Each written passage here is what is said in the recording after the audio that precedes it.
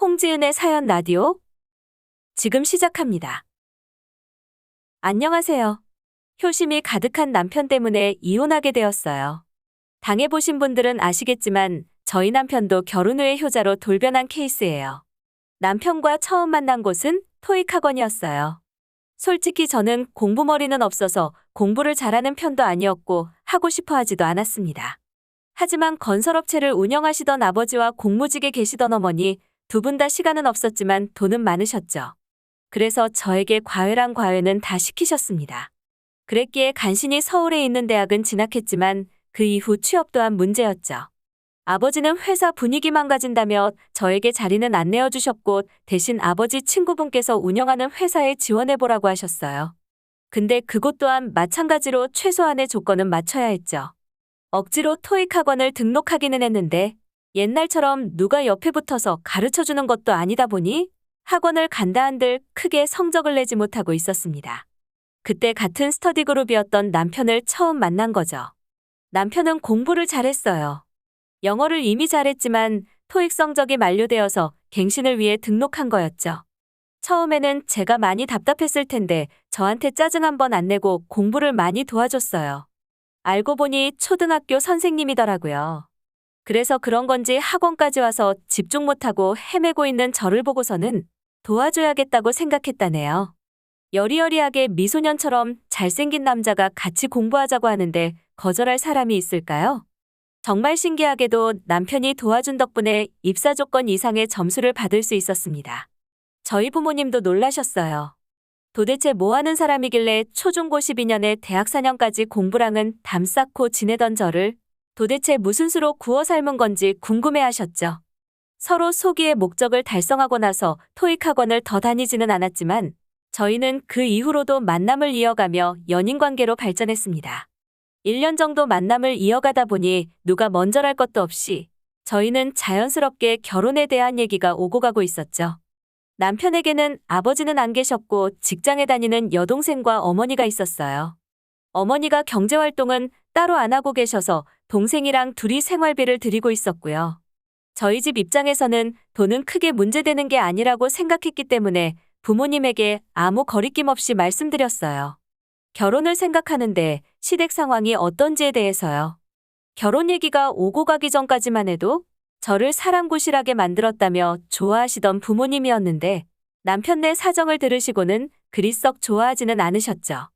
돈을 주고 받고의 문제가 아니라 경제적인 능력의 차이가 크면 그것만으로도 마찰이 생길 수 있다면서요. 저는 부모님에게 무조건 괜찮다며 봐서 알겠지만 정말 괜찮은 사람이라며 설득했죠. 그때는 몰랐어요.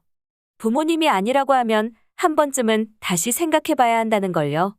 그때는 저희의 만남이 영화에서나 볼 법한 운명적인 만남이라고 생각했지만 따지고 보면 비극의 시작이었죠. 자식 이기는 부모 없다고 결국 저희 부모님은 저희 결혼을 허락해 주셨어요. 그래도 양심은 있으니까 제가 따로 손은 안 벌리겠다고 했는데 아무리 그래도 자식 고생하는 꼴은 못 보신다며 친정에서 멀지 않은 곳에 신혼집을 구해주셨죠. 상견례 때도 시댁의 경제적인 상황을 고려해서 형식적인 예물에다는 생략하기로 하고 식만 올리기로 했죠. 그렇게 행복한 신혼생활이 시작되는 듯 했으나 시작과 동시에 남편이 교사를 그만두겠다고 하는 거예요. 시누이가 아이를 가지면서 일을 그만두게 되었다며 시어머니 생활비 지원을 끊어버린 거였죠. 남편은 교사 월급으로는 어머니 생활비와 저희 집 생활비를 감당할 수 없다며 일반 기업으로 이직을 하겠다는 거였죠. 저희에게 대출이 있었던 것도 아니고 크진 않았지만 저도 벌이가 있었기에 저축만 줄이면 저희 둘 생활하는데 크게 문제는 없겠다 싶었죠. 그리고 엄마가 비상시에 쓰라고 주신 카드도 있었고요. 처음 한두 달은 나름 괜찮았어요. 퇴근하고 오면 남편이 집에서 이직 준비하면서 살림도 해주니 편하더라고요. 남편도 교사에서 주부로 이직했다며 농담하곤 했죠.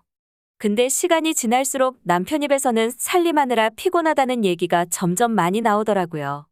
그러면서 제가 취업 준비에 대해서 물으면 짜증내기 일쑤였고요.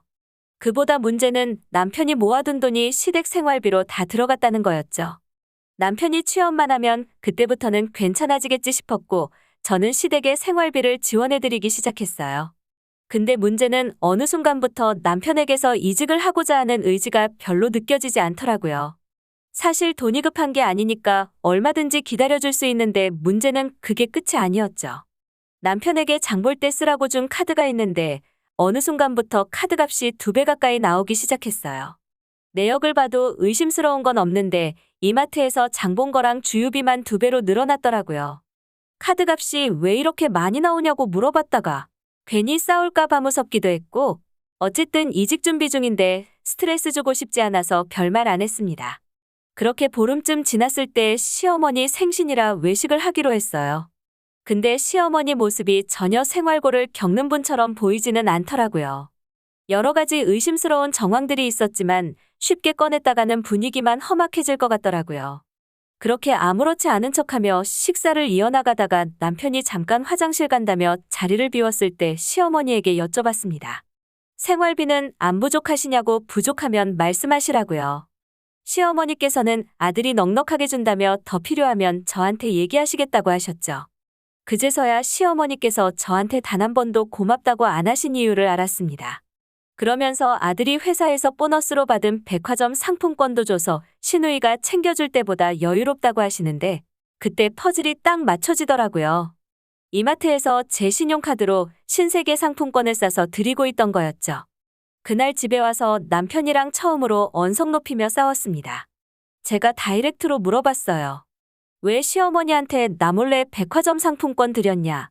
내가 시어머니 생활비 드리는 건 왜 당신이 드리는 걸로 알고 있냐고요. 시어머니께서 걱정하실까봐 그만뒀다는 얘기는 못하겠다고 하더라고요. 그리고 어차피 이직할 거니까 굳이 그런 얘기 할 필요가 있냐면서요. 감정이 상해 있던 상태라 남편에게 이직할 생각이 있긴 한 거냐고 물어봤습니다. 어떻게 반년 넘도록 면접 한 번을 안 보냐고요. 자기는 열심히 하는데 기업에서 안 불러주는 걸 어쩌라는 거냐며 짜증내며 집을 나가더라고요. 그리고는 2시간쯤 지나서 남편이 들어왔고 저는 조치를 취할 수밖에 없었습니다. 이제 시어머니 생활비 못 드리고 장보라고 준 카드 가져오라고요. 당신이 어디가 됐든 취업하면 그때 다시 얘기해보자고 했습니다.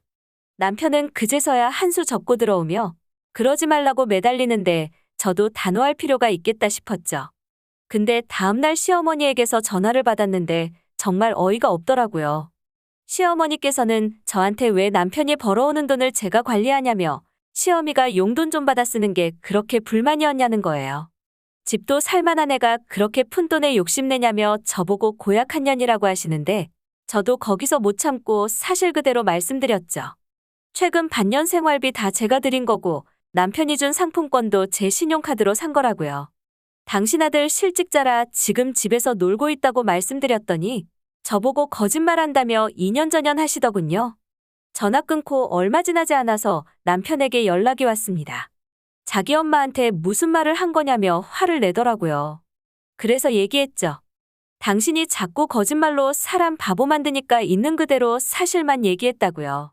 남편은 저보고 돈 가지고 유세 부린다면서 사람 구실도 못하는 거 사람 만들어줬더니 이런 식으로 통수를 치냐며 자기 엄마가 자기를 얼마나 무능하게 보겠냐며 화를 내더라고요. 너무 어이가 없더라고요. 남편에게 물어봤습니다. 엄마한테 무능해 보이는 건 신경 쓰이고 백수 생활하고 있는 거 아내가 걱정한다는 생각은 안 해봤냐고요. 그리고서는 너랑 다르게 나는 지금 일하는 중이니까 끊으라고 했습니다. 기가 막히게 남편 전화 끊자마자 시어머니한테 전화가 다시 왔는데 저보고 설사 아들이 그렇게 얘기를 했어도 남편 자존심부터 지켜주는 게 여자가 할 일이지. 돈 많다고 유세 부리고 꼭 티를 내야 직성이 풀리냐면서 또 욕을 하시는 거예요. 대꾸도 안 하고 전화를 끊었는데 생각할수록 열받더라고요.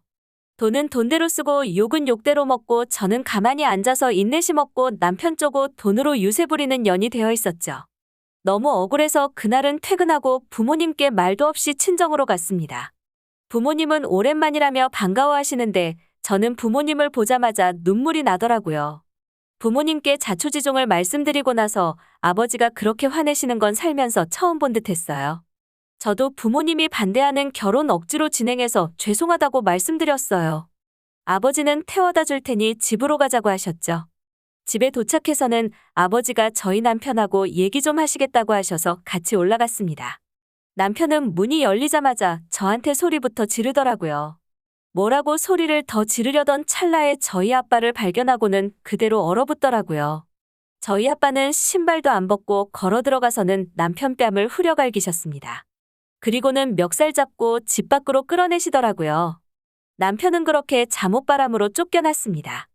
아버지가 누군가한테 손대는 걸 처음 봐서 충격을 좀 받아 있었는데 아버지도 저한테 미안하다고 근데 저한테 소리 지르는 거 보고는 욱하는 마음을 못 참았다고 하시더군요. 다음 날 아침 일찍 남편은 저희 아버지한테 폭행당했다며 고소하겠다고 하더군요. 그래서 저도 그럼 내 카드로 상품권 몰래 사서 빼돌린 거 절도로 신고하겠다고 하니 거기까지는 생각 못 했는지 아무 말 없더라고요. 아침에 출근하면서 어떻게 화해를 해야 하나 생각했는데 저희 아빠 고소한다는 말에 갈 때까지 갔구나 싶더군요. 그렇게 남편하고는 협의 이혼으로 후루룩 정리했습니다. 가지고 온 거라고는 비루한 몸뚱아리밖에 없어서 따로 정리할 것도 없었죠. 부모님은 다음에 재혼할 때는 꼭 엄마 아빠 의견 좀 적극 반영하라고 하시는데 결혼은커녕 남자 만날 생각까지 사라져서 재혼을 할 수 있을까 싶네요. 1년도 안 돼서 이혼하게 되었지만 혹시라도 남편이 이직할 때까지 참고 살았으면 제명에 못 죽었겠죠? 아마 남편 이직하기 전에 제가 먼저 스트레스 받아서 죽었을지도 모르겠네요. 홍지은의 사연 라디오. 오늘 이야기 여기까지입니다. 재미있게 들으셨다면 구독과 좋아요 부탁드립니다.